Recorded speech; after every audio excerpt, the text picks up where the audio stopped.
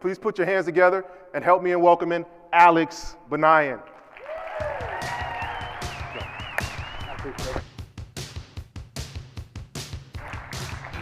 Let's give it up for Josh one more time.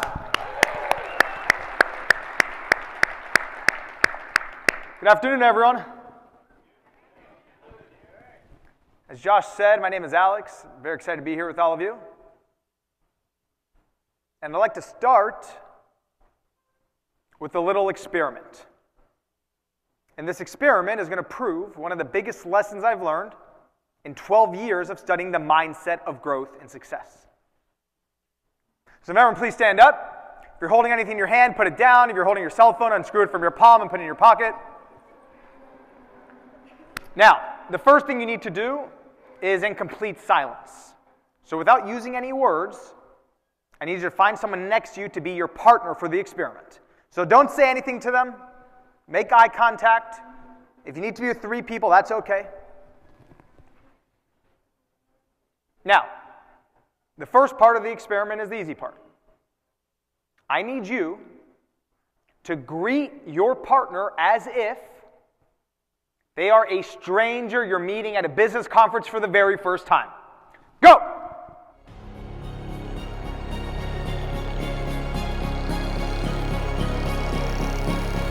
All right, you're doing a good job.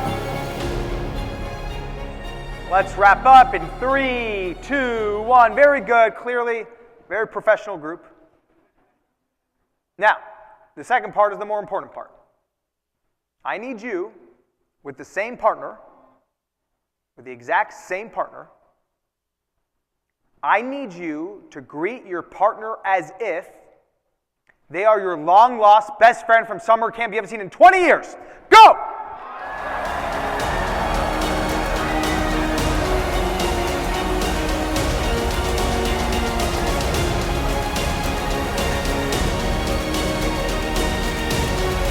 All right, you're doing great.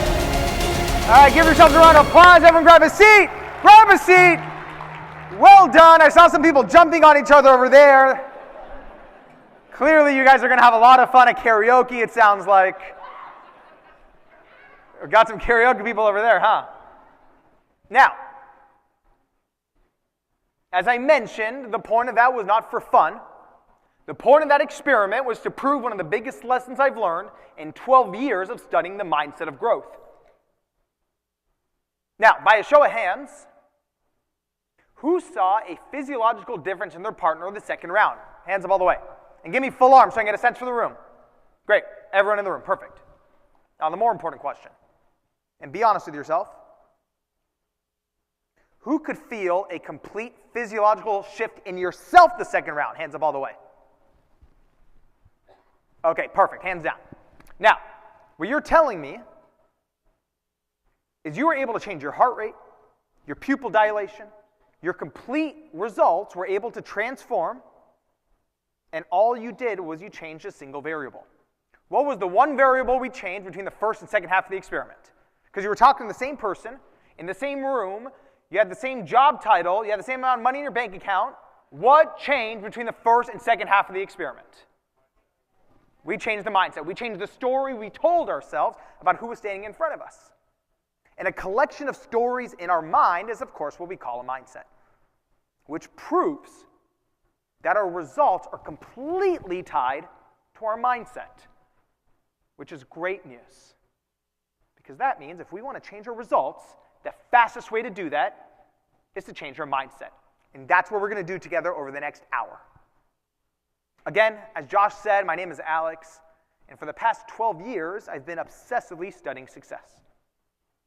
So I've spent thousands of hours researching, going through hundreds of biographies, and most importantly, sitting down one-on-one and asking questions to the people I was dying to get answers from. So for business, I interviewed Bill Gates. For music, Lady Gaga. Science, Jane Goodall. Poetry, Maya Angelou. Steve Wozniak, Larry King, Quincy Jones, Jessica Alba, Pitbull. It's been this really exciting journey filled with unexpected lessons at every turn. And the reason I'm so excited to be here with all of you this afternoon is to particularly focus on the biggest tools and mindsets that lead to exponential growth. So that no matter what's happening in the external economic environment, how can we make sure that our mindsets are geared to growth no matter what? And when we're here to talk about flipping the script, the question is, how do we achieve that growth in a way that's unconventional and that leads to results that are bigger than anything we've achieved in the past? Growth is easy when you had a bad year. But when you're already doing well, when you're already achieving and performing, how can we make sure our mindset is geared so we can flip the script and grow even more? And the way we're going to do that is I'll share some of my biggest lessons and stories from the past 12 years of research, and I'll also share my favorite tool that helps take these mindsets out onto the road and make this as practical and useful as possible. Now, before we dive into some of the big stories, I'll give you all a little context of how this whole journey got started. And in order to do that, I have to take you back 15 years. So, at the time, I was a freshman in college, and I was spending every day on my dorm room bed staring up at the ceiling. And I was going through the what I want to do with my life crisis. And actually, so I can get a sense for the room, who at some point, maybe even now, has gone through the what do I want to do with my life crisis? Give me full arm so I can get a sense for the room. Okay, perfect. About 98% of the room, about 2% liars over there. So, to understand why I was going through it, you have to understand that I'm the son of Persian Jewish immigrants, which pretty much means I came out of the womb, my mom cradled me in her arms, and then she stamped doctor on my behind and sent me on my way. And you might think I'm kidding, but I literally wore medical scrubs to school for Halloween as a kid and thought it was cool. That was my childhood growing up. And in high school, I checked all the boxes. I took all the biology classes. I studied for the SATs. I even went to pre-med summer camp. So by the time I got to college, I was the pre-med of pre-meds. But very quickly, I found myself lying on this dorm room bed, looking at this towering stack of biology books, feeling like it was sucking the life out of me. And at first I assumed, maybe I'm just being lazy. But eventually I began to wonder, maybe I'm not on my path. Maybe I'm on a path that somebody else placed me on, and I'm just rolling down. So now, not only did I not know what I wanted to do with my life, I had no idea how the people who I looked up to, how they did it. How did Bill Gates sell that first piece of software out of his dorm room when nobody knew his name? How did Spielberg become the youngest director in Hollywood history without a single hit under his belt? Now, this is what they don't teach you in school. So I just assumed there had to be a book with the answers. So I'm going to the library and ripping through business books and biographies and self-help books, assuming there had to be a book, not on a particular age in life, but really a stage. When you have a big goal, when you have a big dream, but no one's taking your calls, no one's taking your meetings, how do you find a way to break through? And eventually, I was left empty-handed. And that's when my naive 18-year-old thinking kicked in. I thought, well, if no one's written the book I'm dreaming of reading, why not write it myself? I thought it'd be super simple. I thought I would just call Bill Gates, interview him, interview everybody else, and be done in a couple months. That, I thought, would be the easy part. The hard part, I figured, was getting the money to fund this journey. Now, I was buried in student loan debt. I was all out of bar mitzvah cash, so there had to be a way to make some quick money. So 2 nights before final exams, I'm in the library doing what everyone does in the library right before finals. I'm on Facebook. And I'm on Facebook, and I see somebody offering free tickets to the game show The Price is Right. And again, so I can get a sense of the room, who grew up watching The Price is Right? Who really knows that show? Okay, perfect, hands down. So I'm going to college in Los Angeles, not too far from where the show films. And the tickets were for the next morning.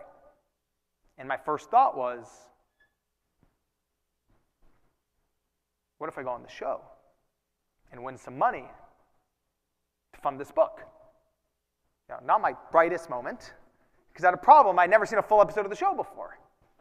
And of course, I'd seen bits and pieces of it when I was homesick from school in 4th grade, but I'd never seen a full episode before, so I told myself it was a dumb idea and to not think about it.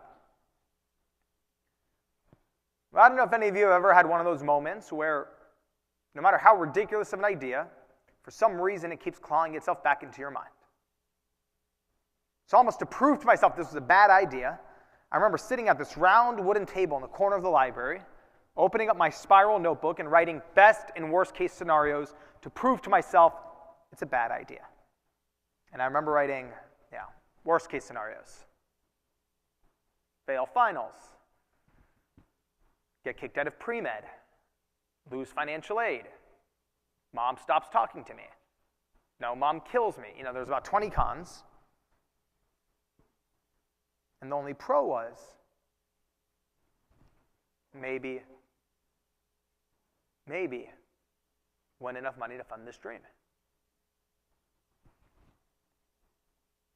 And it's almost as if somebody had tied a rope around my gut and was slowly pulling me in a direction. So that night, I decided to do the logical thing and pull an all-nighter to study. But I didn't study for finals. I studied how to hack the Price is Right.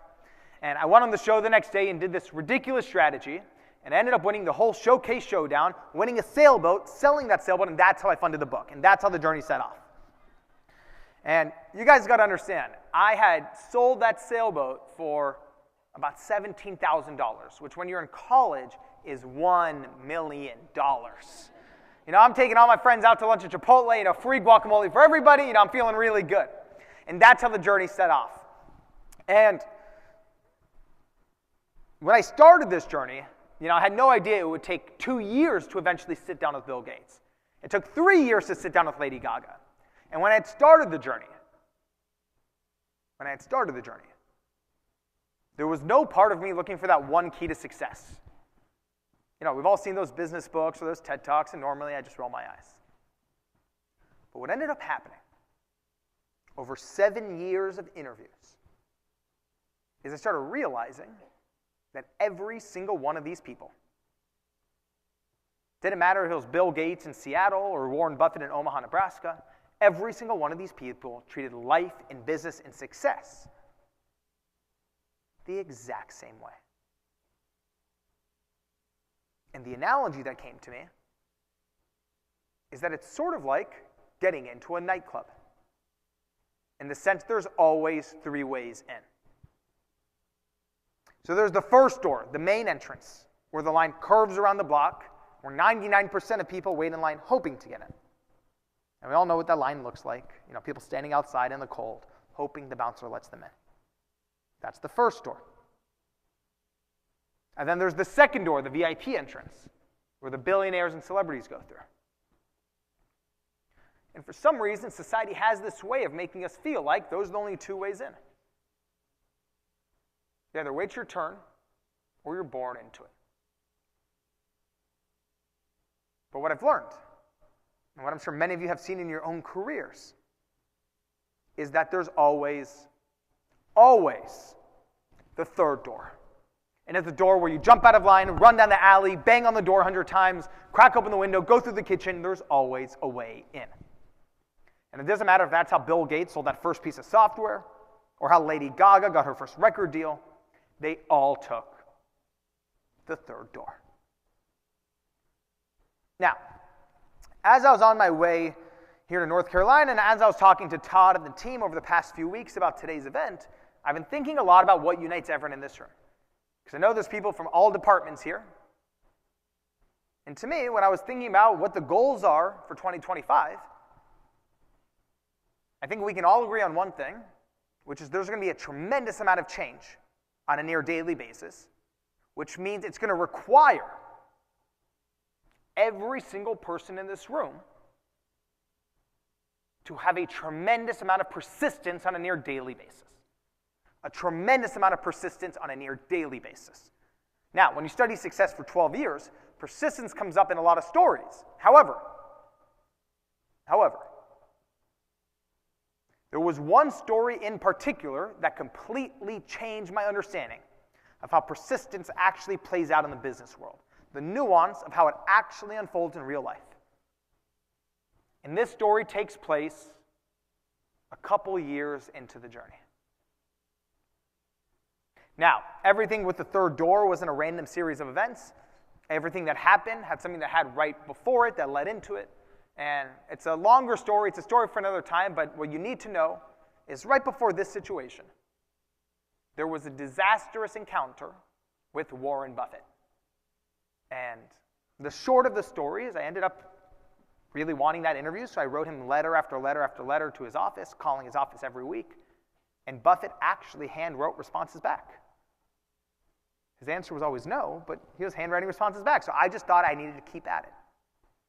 And those of you in sales know that when you're getting rejected for 3 months straight, it feels like there's a cloud above your head. By 6 months of straight rejections, you're ready to cough up blood.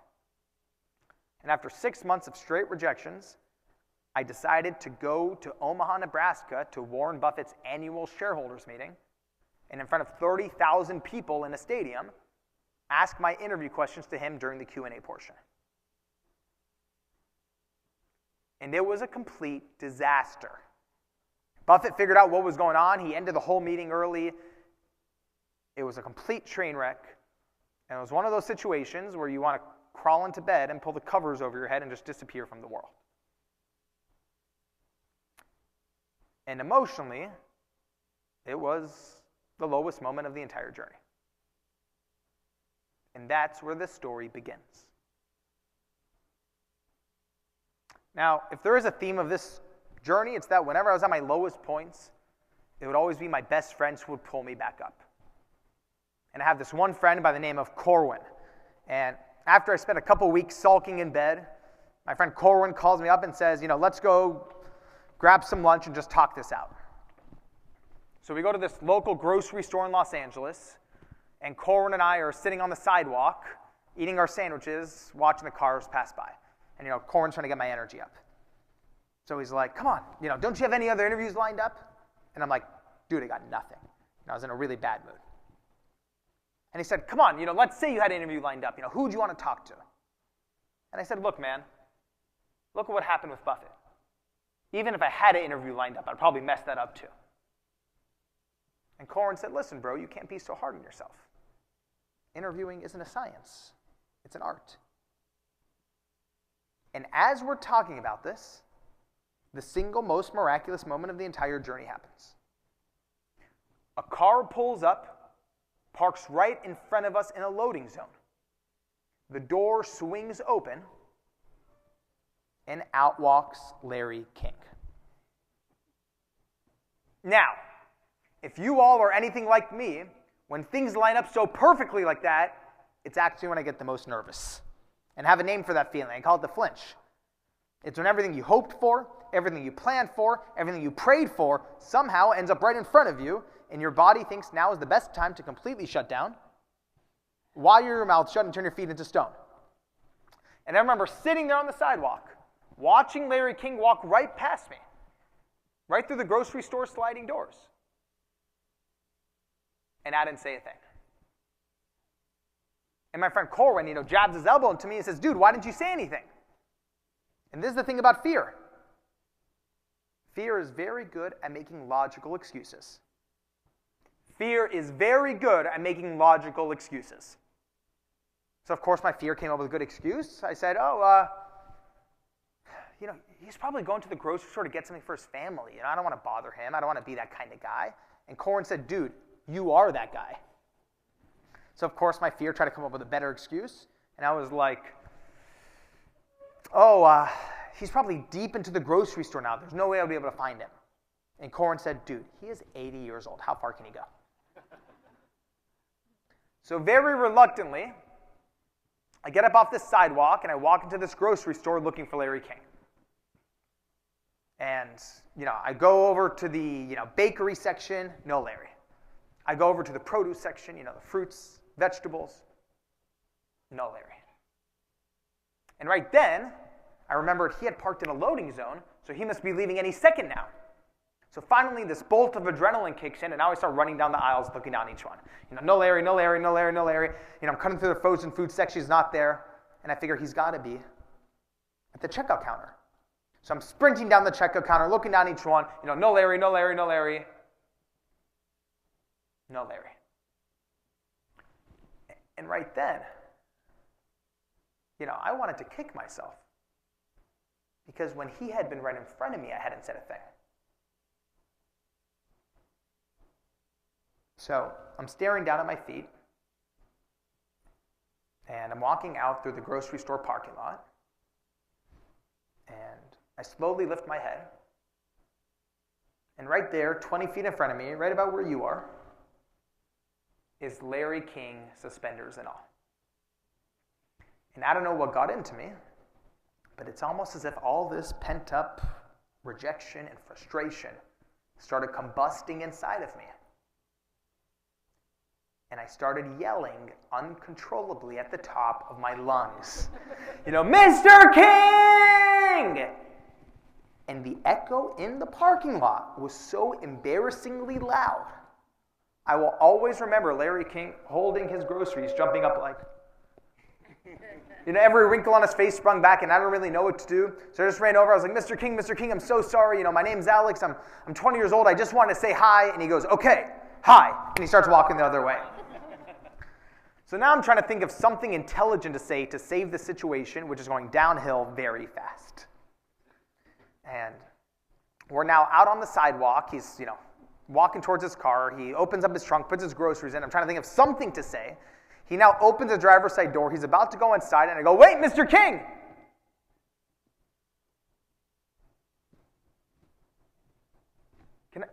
Can I go to breakfast with you? And he looks at me like I'm a lunatic. But before he can respond, he looks around and sees there's now about a dozen people on the sidewalk watching this go down. So for reasons I may never understand, he looks around and he shrugs his shoulders and he goes, okay. I'm like, oh my God, great, thank you so much. And he tells me where to meet him, and right before he shuts the door, I go, wait, Mr. King, what time? And he looks at me and he slams the door shut. And I'm thinking he probably just didn't hear me. So now I'm, shouting through the window, Mr. King, what time? And he looks at me and he starts the engine. I am now flailing my arms in front of the windshield, begging, Mr. King, what time? And he looks at me and just goes, 9 o'clock, and he speeds off. Now, the moral of the story is not to chase any of your customers down through a grocery store. The moral of the story comes next. So sure enough, the next morning comes around, and I walk into this bagel restaurant in Los Angeles, and right there, corner table, is Larry King and his best friends. And just like this table over here, there were some open seats. But as I was walking into the restaurant, I had some time the night prior to reflect on my previous day's behavior. And I thought today maybe I would try a different approach and be a bit more gentle. So, I walk in and I say, hey, good morning, Mr. King. And he just goes, sort of mumbles me away. And I'm thinking, okay, no big deal. Maybe he just wants a few minutes with his friends, and when he's ready, he'll call me over. So I sit at a table next to him, and I wait patiently. 5 minutes go by. 20 minutes pass. An hour passes. But finally, he stands up and starts walking towards me. And I can feel my cheeks lifting. And then he walks right past me and heads for the exit. And I just sort of put a hand up and I go, Mr. King? And he goes, what is it, kid? What do you want?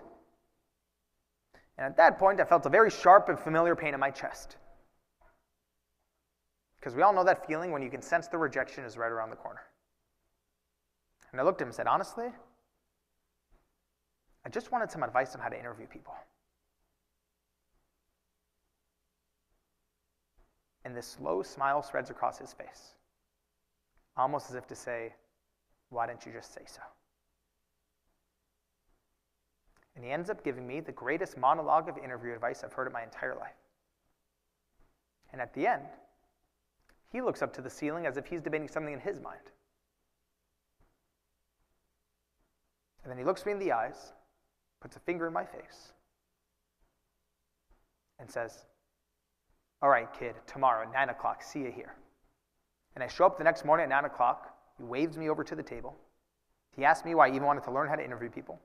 I tell him about the book, and he goes, all right, I'm in. And over the course of the next 5 years, I went to breakfast with him over 50 times. Now, it's taken me many years to realize that, while my interview with Larry was incredible, sometimes it was my journey on the way to get to these people that taught me the most. And this experience with Larry King was the perfect example. And we'll get to the exact lesson on persistence in a minute. One of the things I'll say, though, is one of the unintended side effects of spending 7 years trying to track down some of the hardest to reach people on earth was 7 years of straight rejection. And one of the unintended side effects of that was 7 years of having to go to therapy. And one of the things I had to wrap my mind around to keep my head on straight is that there's a big difference. There's a big difference between the implicit and explicit messages we learn from society. There's a big difference between the implicit and explicit messages we learn from society. And I'll give you an example. When you're a little kid, your mother tells you to eat your vegetables. That's an explicit message she says to your face. Now, let's say you wake up in the middle of the night and you see your mom eating chocolate ice cream in bed. That's an implicit message. Now, which message do you think has the strongest hold on a child's actual behavior? Of course, it's the implicit, exactly right. Now, when we take this into the corporate world, it works exactly the same way. Let's say we're talking about a hypothetical company, and this hypothetical company says, this year our number one goal is risk-taking and innovation. Great, that's their explicit company culture. Fantastic. Now, let's say someone on their team takes a big swing and misses. What's their implicit company culture? And which message do you think has the strongest hold on how a team will operate? It's always the implicit message.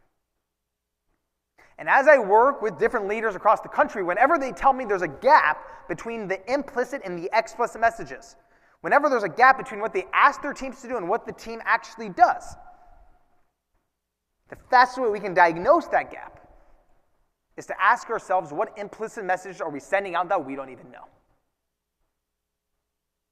And when it comes to persistence and perseverance, we're actually pretty lucky.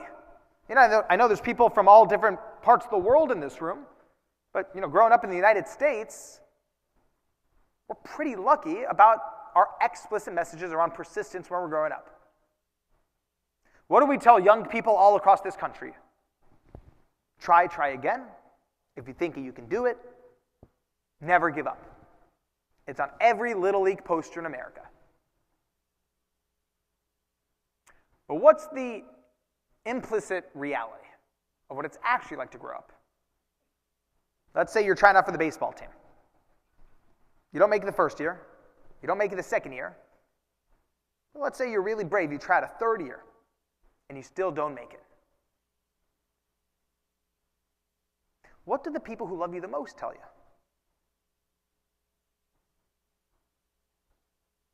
What about basketball? Come on, you're pretty tall. Why don't you give basketball a shot? By the way, these are not your competitors. This is your mother. These are your best friends. They send you the message that you're safer if you pack up and you go home. And it's not like we start our jobs in the workforce and someone in HR sits us down and says, all right, let's unpack your implicit messaging from your childhood before we begin. We carry these messages in our emotional backpacks into every meeting we go, into every pitch we attend. And it wasn't until this experience with Larry King that my implicit messaging completely shattered and got replaced with the reality of how persistence actually works in real life, the nuance of how it actually unfolds in the business world. And the truth about persistence, the reality is, you have as many at-bats as you're willing to give yourself. You have as many at-bats as you're willing to give yourself. And that's changed my life forever. Now, the next question, though, is once we take that mindset out into the field, no matter what department you're in, when you start taking more swings, what is guaranteed to happen statistically? If anyone's a baseball fan in here, What is guaranteed to happen if you swing the bat more often? You're guaranteed to not only get, you're guaranteed to get more strikes, hits and strikes. It's not about how good of a baseball player you are. It's not about how good of a batter you are. It's just math. It's actually not personal. And if I ever talk to a sales leader who tells me that they didn't get any misses this year, they never got rejected this year, I know instantly they're not swinging big enough. Which proves that the enemy of success is not rejection or setbacks. If rejection and setbacks are a natural part of the opportunity in the experience of growth, what is the enemy of success? The enemy of growth, the enemy of success, is that when you swing the bat and you face the natural setbacks and rejections, the enemy is when the pain from that rejection makes you want to stop trying. So the question for us as an organization is, can we have a framework so when we get the inevitable setbacks and rejections, we can process it in a way that moves us forward better, faster, and stronger? And that's what we're going to do right now. So if everyone has a pen and paper in front of you, I want you to reach for it. If you don't have a pen and paper, I want you to take out your phone, and I want you to write this into the notes section of your phone, because what I'm about to share with you is the single best tool that I've developed over the past 10 years to help with exactly this question. If you have a pen and paper, grab it right now. If not, you're more than welcome to use your phone. Open to the notes section, because what I'm going to tell you right now is I'm going to give you a map, a 3-step process of what to do. And I'm going to tell it to you right now so you can write it down, and then you can put your phone down. And then I'll explain exactly how to work it. Sound good? Great.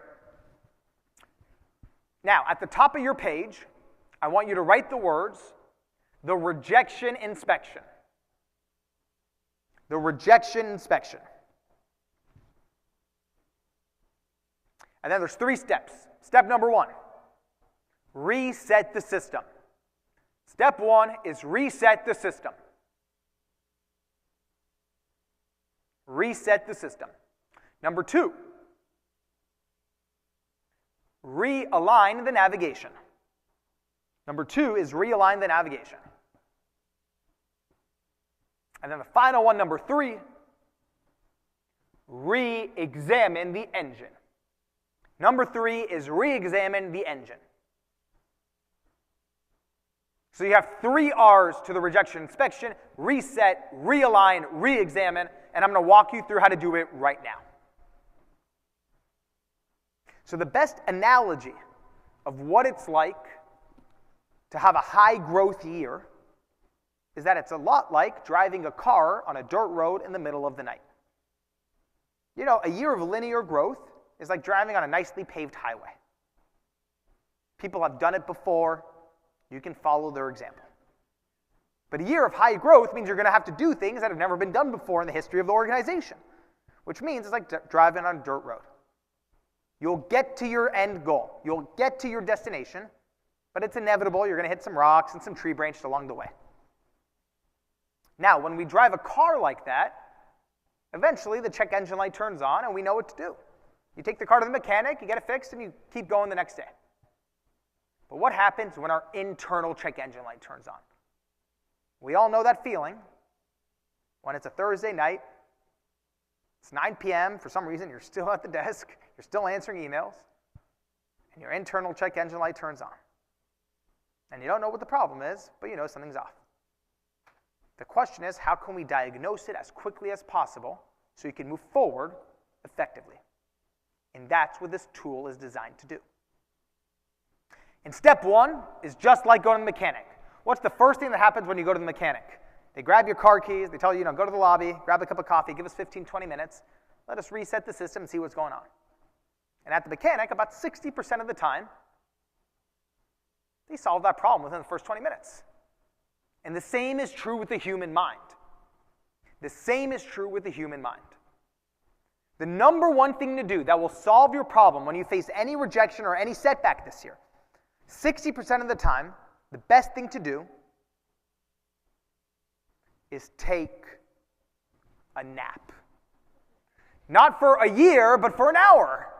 And again, doing any kind of physical reset, taking a nap, going for a walk, going for a bike ride, getting some ice cream, whatever is a reset for you. Your body is incredible at resetting itself if you put it in the right circumstances. So far in my career, I have never met an executive tell me that their mental health got a lot better after spending an extra 3 hours staring at a screen. I've never heard in my life. What I have heard is someone saying 5 minutes of going outside changed my entire day. And that's the power of a reset. Now, we all know that doesn't solve every single problem. And sometimes it's a couple days later and you're still feeling the wear and tear of the rejection or the setback. So that's when you move to step number 2. And just like any mechanic, sometimes you bring the car in and they see the problem is that the navigation system is going in circles. Any car that's on a dirt road long enough, sometimes that navigation system starts glitching and jamming. It doesn't know which way is north and which way is south. And the same is true with the human mind. I know everyone in this room has had a time where sometimes you're facing so many no's, so many obstacles at work, where at night you go to bed and a little voice comes into your head that says, what's the point? I don't even know why I'm doing this anymore. It happens to me more times than I like to admit. And that's when you have to move to step number 2. And the fastest way to move through checkpoint number 2 costs about 10 cents. And what I need everybody to do when they're at checkpoint number 2 is I need you to get a sheet of white printer paper and a Sharpie, and in a single sentence, I need you to write down the reason why you started in this role in the first place. The reason you wanted this role in the first place. And you need to write it in one sentence on that sheet of paper and tape it above your desk for a week. And whatever is your reason is the right reason. I wanted to grow my career professionally. Great reason. I want to make more money to provide for my family. Phenomenal reason. I want to give my kids opportunities I never had. Phenomenal reason. Whatever is your reason is the right reason. But I need you to write that on a sheet of paper. Put it above your desk. And I'll tell you exactly what's going to happen at the end of the week. I've done this tool enough to know exactly what's going to happen. It's not that all your problems magically disappear. What does happen is that your problems get right-sized. The pain gets right-sized. And you begin to see that the setback you faced was just a small part of a much larger journey. And that's often all the space you need to start moving forward. Now, we all know that a couple times a year, there's a rejection that is so big, so hairy, that checkpoint 1 and checkpoint 2 do not solve the problem. A couple weeks later, you're still feeling the pain of it. And that's when you have to move to checkpoint number 3, the final step. And just like with any mechanic who doesn't know what's going on, what do they do when they're finally at the end? They go, you got to give me some time. I got to call for a second pair of hands. And you go, how long does it take? And they look at you as if, what kind of question is that? Because the reality is they don't even know what's clogging the engine anymore. And they have to call for a second pair of hands. And the same is true with your own career. When you're feeling that rejection holding you back, you need a second pair of hands. And that could be a colleague, a mentor, a coach, a boss, someone in this room who you trust and you admire their perspective. And what you have to do for checkpoint number 3 is you call them up, ask them out to coffee, tell them about the situation and tell them the whole story, and you need to ask them one thing. Ask them to help you find out what is clogging your engine. And the next sentence I'm about to tell you is the most important sentence I'm going to share with you this entire hour. So if you have a pen and paper in front of you, I want you to write this down because this is the most important sentence I'm going to share with you this entire session. And it's this. The engine of the human mind is the story we tell ourselves about why something happened. The engine of the human mind is the story we tell ourselves about why something happened. I know everyone in this room has had a colleague who got a big rejection, and one day they show up, and they're fired up, ready to go the next day. And I know everyone in this room has had a colleague who got a big rejection, and the next morning they showed up with the resignation letter. What was the difference? It was the story they told themselves about why something happened. And I talked to Todd enough to know that everyone in this room is essentially a very high performer. This is a very type A group. Now, there's a problem with that. I've worked enough with enough high performers and type A leaders to know that when you are operating at a high level, it's very easy for a few stories to get clogged into your engine without you knowing.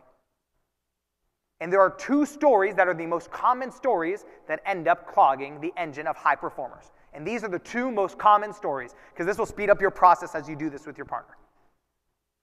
The number one most common story is your brain subconsciously creates a story of what this rejection means about you. I'm not good enough. I'm not smart enough. I'm not likable enough.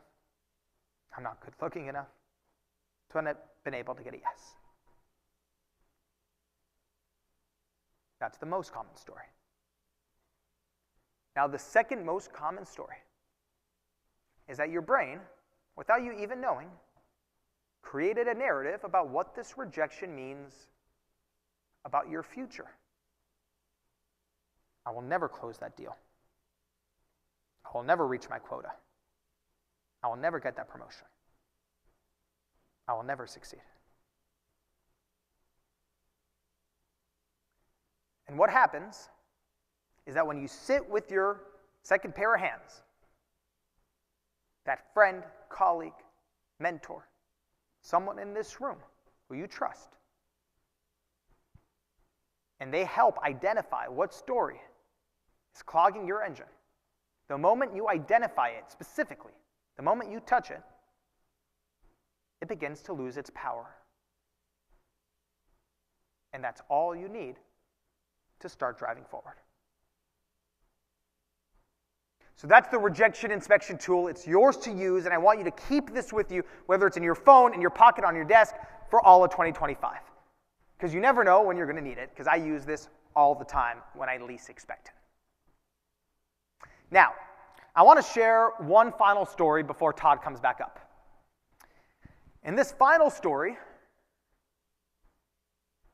is the biggest lesson I learned about the framework and the mindset you need to make sure that growth becomes inevitable. And this story takes place towards the end of the 12 years of research. So just like how right before the Larry King situation, there was that disastrous encounter with Warren Buffett, right before this situation, there was a disastrous encounter, but this time it was with Mark Zuckerberg. And again, it's a story for another time, but what you need to know is it was the end of the journey, so I got introduced through another interview subject to Zuckerberg over email. He was speaking at an event. He agreed to meet him backstage. And when I showed up to the event, the building security thought I was an imposter. They thought my email from him was photoshopped. And security did not let me in. And I completely blew the meeting with Zuckerberg.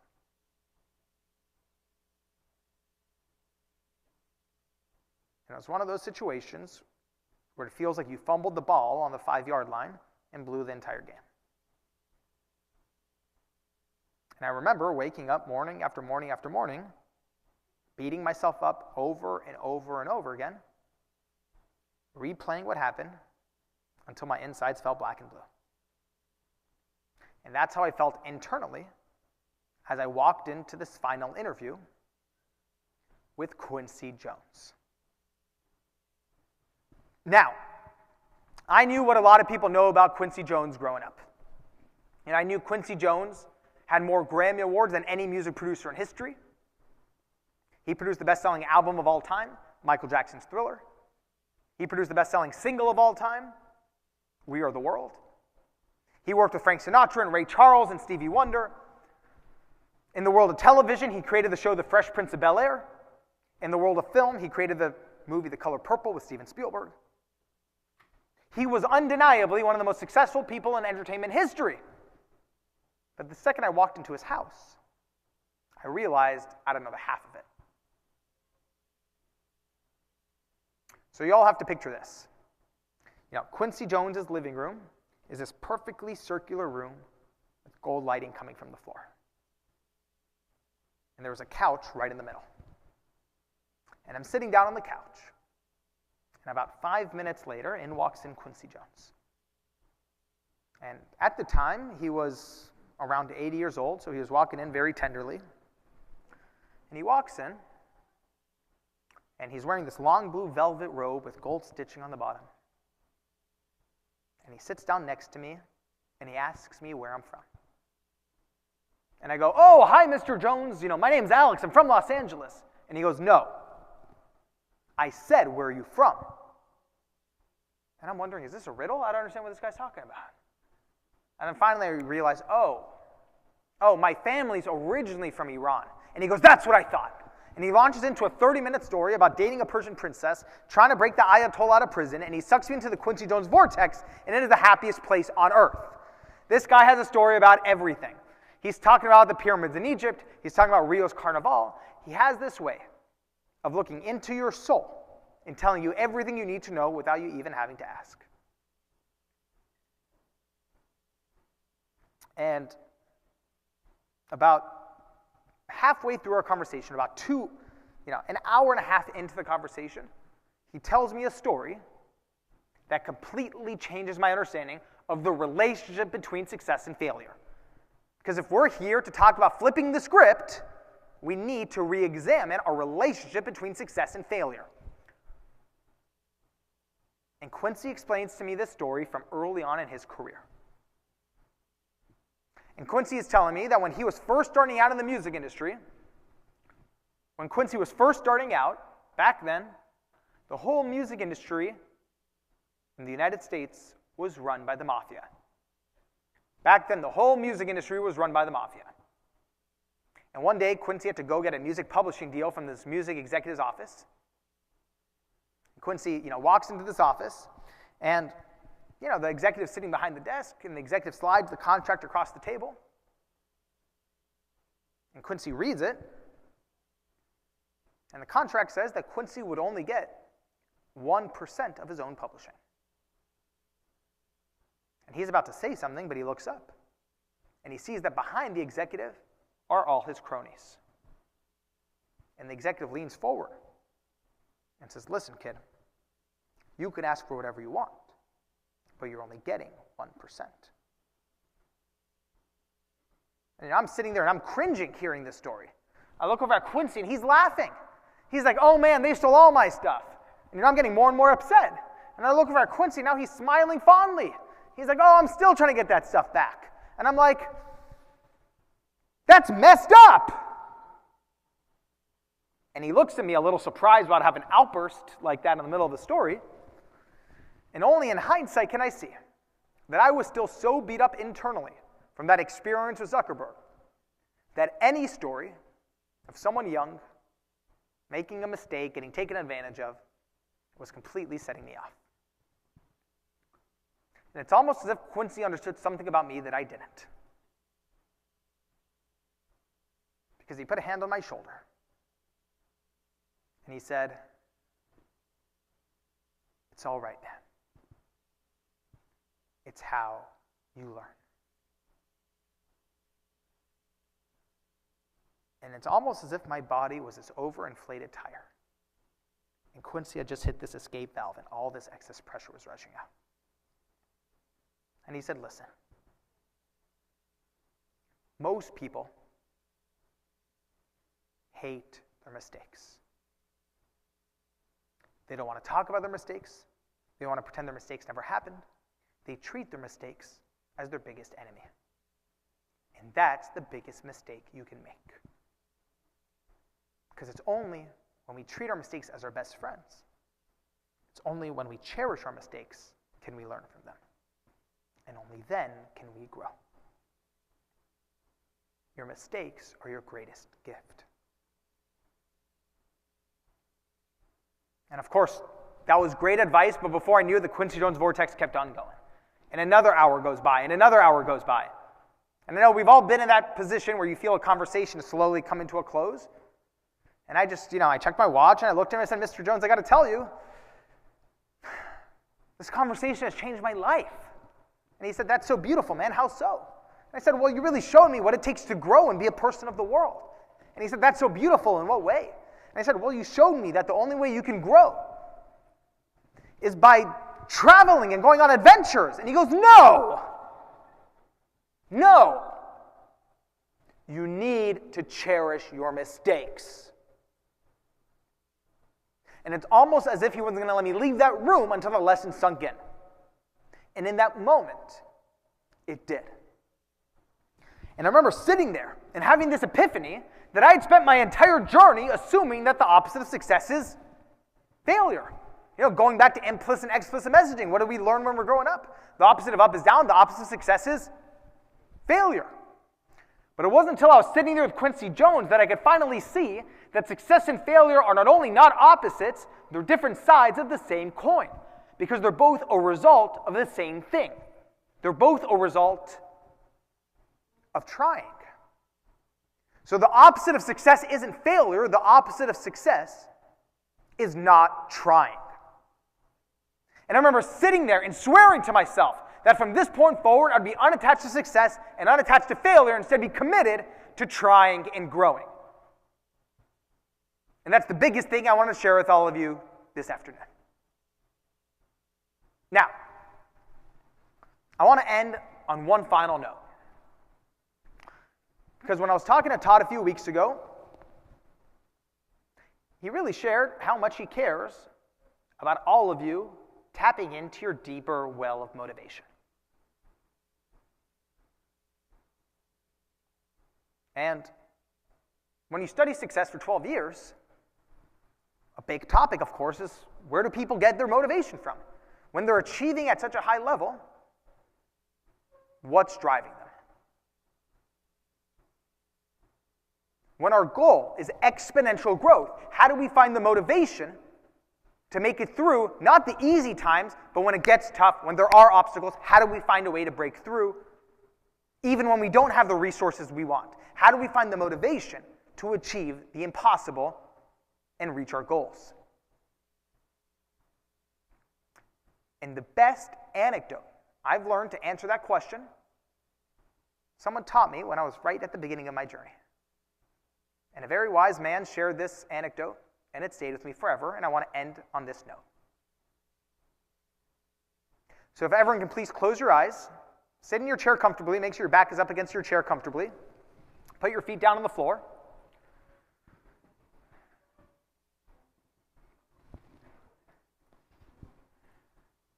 And I want you all to imagine, that you're standing on a street in the middle of the night in your hometown. And across the street, a 5-story building is on fire. You see the flames coming out of the windows. There's the flashing red lights of sirens and ambulances.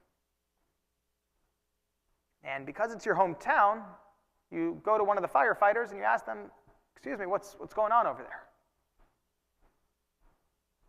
And the firefighter tells you, this building caught fire the past hour.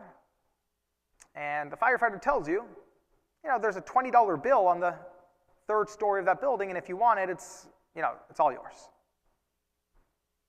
Does anybody in this room want to go into that building? No. Now, I want you to keep your eyes closed, and we're going to create a new scene. You're on the same street. The same building's on fire. There's just the same amount of flames coming out of the windows. But this time you hear a very familiar voice yelling for help.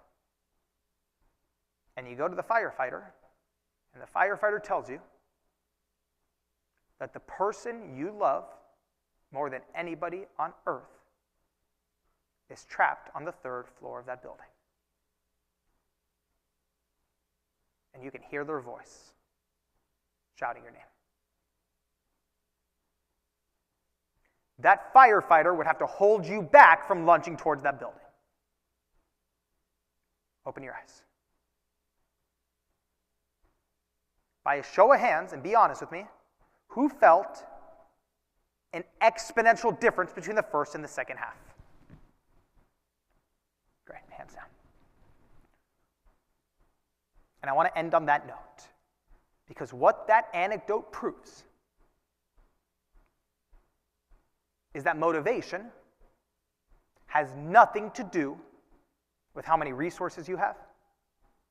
You know, the second example, I didn't say all of a sudden you had a fire suit on. I didn't say you went through fire training.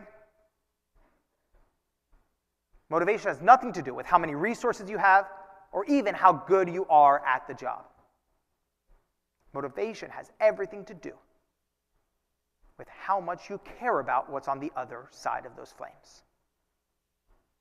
And our job, if we want to tap into our unlimited well of motivation, our only job is to remind us why we care about what's on the other side. Thank you all so much. It was such a pleasure being here with all of you. Thank you to Trish, Todd, and the whole team for having me out. Thank you, everyone.